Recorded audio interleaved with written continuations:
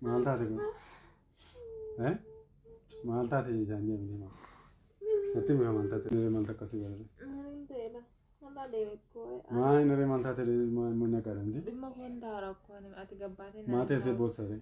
Ati jirta ken bar dimma ko. Tio. Balesi ko la hamma gawdo fena dale jechuudha amma yeroonni karaa deemu waan biraafi natti hin tolle. La amma lafti gannaa booduma annaan hin jenne annaan hin jenne. Ergan isarra geessine jechuudha. Akka tokkoon xaara taasisaan jiru. Yooni na waamina waa Dubaay takkanatti hariira jechuudha. Na obboleessa jiran kanaan jedheeni. Amma inumaayyuu jechuudha yooni na waamina. Gaafa rakkoo kanaan jedhee jira. Garuu xiqqoo isaa bira kan osoo rakkoo namaa taasisa. Ollee bullaan darbu soddamu. Isa gaafa lolaashi mala fudhatu. Godha dhaamu jiru masaayu kaameeraa dhokse. Erga silaattaa isaan jirme na sussubaamna lolaasa. Obboleessi kiyyaa geggeessine deebine jechuudha. Wallahi guyyaa sadii wayii nu bira bulee. Lafa amma kana ga'u dhufee jechuudha. Akka muktaaliin nu dhufe. Maal? Yes.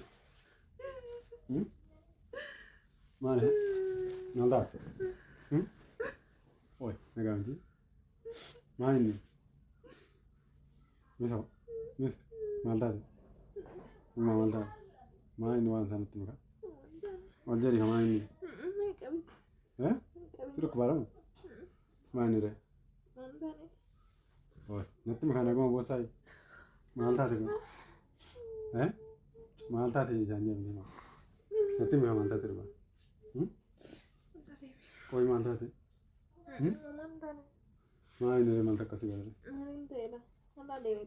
Maal inni maal taate munna qaranti? Dhimma kun daara ko ne ati gabbate na. Maate se boosare?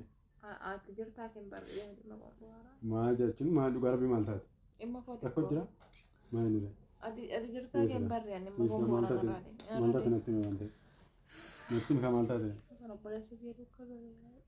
Maal misoo maal san dhanna maal taate wallaggaa waan guyyaa tokkotti kan akkasitti eenyu taate maal taate? Harmanna ko barbaade. Maaltiin guyyaa biraa dhanna ka'a. Kanaan dura osoo hin dhanna jennaan ati yoo. Obboleessi koo hamma ga'u dhufee na laalee jechuudha amma yeroonni karaa deemu waan biraafi natti hin tolle. La amma lafti gannaa booduma annaan hin jenne annaan hin jenne. Amma dhaguun barbaade. Maa sagaa karooraan dhanna ka waan bitamuu qabus binnee dhannee akkasitti walii galee dhanna guyyaa tokko dhanna malee akkanumatti obboleessa duuka galee maal taatee. Erganni galee amma boriyoon kiniif ta'uun barbaadaan ummaa kiyya yaadee beektee. Ishi okay. Galee osoo ummaa kiyyaan argine obboleessi kee dhufee na laalee. Okay rakkoon qabu kamaa irra hin dhanneedhi malee maaltu si aarsa maaltu si boosisa. Nan dhagaa amma boriyoon kiniif ta'an. Rakkoon hin jiru walaa hin dhanneedha maal rakkoo qabale. Boriyoon kiniif ta'amu. Gamaa humbocha qabaadha walaa hin. Bakka deemee amma kan waa deemnee waan bituu qabnu binnaa deemne. Ishi walaa ani mootiin hin dhanne jechaan jira maal boosa. Ta'u yookaan obboleessi kiyya hamma kana dhufee na laalee. Anummaa kiyya sabbaa kiyya sin argine siif jecha qofa kiyya asitti. Maal dhufee si ilaaluun isaa kabajaadha maal akka kabade waan bareedduudha wallaahi billahi. Nuti akkuma dhannee jala dubbeefnaa. Raafuu balleessu. Misoo bariyyoo wal dhabbii qabaanne duuka obboleessa duuka galan malee akkanaan obboleessa duuka galan wallaahi billahi namatti kolfa maal taate.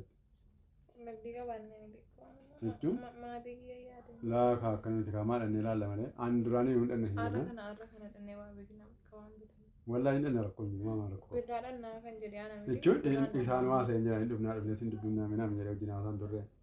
Birraadhaa kun barbaanne. Birraa dhiisi kamaa rakkoon qabu torbee kana keessa guyyaa lama ta'u sadii ta'u karoora qabanneetti deemna kamaa rakkoo qabu. Guyyaa lama sadii torbee kana keessa godhan dandeenya. Eega. Quraana fidinaa fayyadu.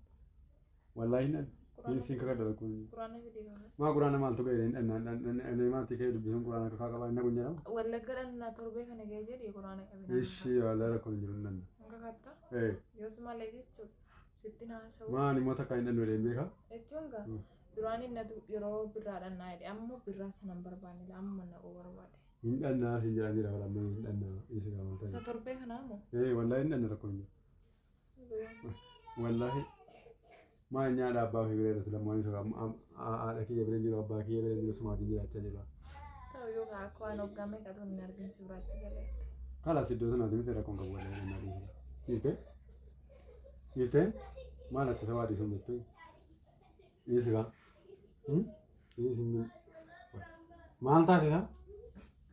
Inni geessu hin waa jedhamee waa itti dhaqamee mala gahaa. Maa boochi maal ta'e fide?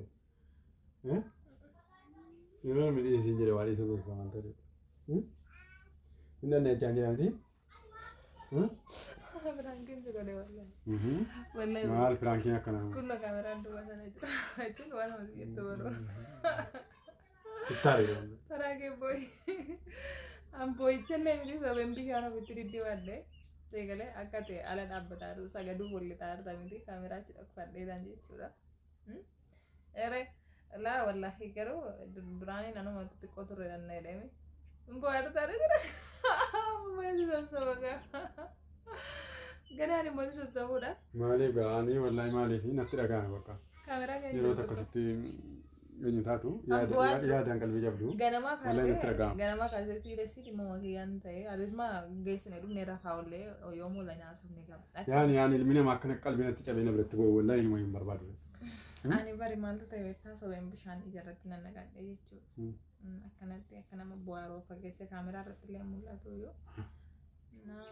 Wanti bo'ee akkasiin jiru. Nan qalladee wallaggaa hin jennaan kanaafis miti garuu na loltaa fi na sossoodaa ilaalu. Isin lolu amma dhiifama nagaa hodhu. Wanni kan biraa dara. Akkana goote wallahi dhugumaan qalbii cabde bakka maaliif itti dhaga'ame laatee wallahi iddoo koo. Itti namatti dhaga'ama namatti dhaga'ama maaliif osoo maatii kiyyaa wajjin safara tokko rabbiin akka jechuun gizee takka namatti dhaga'ama. Nama keessa dhufuun dhiisuu. Yoo kunoo teetuu dhattee misaa biratti gootaa buna biratti gootaa yeroo ajaa wal argitaa. Kana nama yaachisuun dhiisu. Haa ta'u garuu. Nima bakka rabbi qooda namaa kaa'edha kan. Nima akkasuma. Bakka rabbi midhaan bishaan namaa kaa'e giddii nan qatan. Nam Frankinsi godhee malee obboleessi kee dhufee na laaluu isaati hedduu gammadeera. Yaa obboleessota akka wajjin keenya ani Frankinsi isa godhee malee bu'aan jiru. Kan nama dhibu obboleessi koo dhufeera. Garuu jechuudha yuutuuban wajjin hojjedheen ture fedhiin qabanii namoonni keenya yuutuuba hojjechuu namni hundi fedhiin qabu. Bakka kaameraa makana fuulduratti ba'anii haasuu saalfatu saalfii ishee namni akkasitti fakkaata. Sababa kanatti kan dirqii waan nama hubachiisuun immoo ulfaata. Dhiibnee jechuudha. Warri kun amma kunoo baranii jiru waan meeqa nama hidhaniyyuu gurguru jechuudha isaan amma. Inni kaameraas lumaa nama biyya namaa ture dhagaanne kun hin beekaa beektaa. Warri biyya keessaa immoo ulfaata.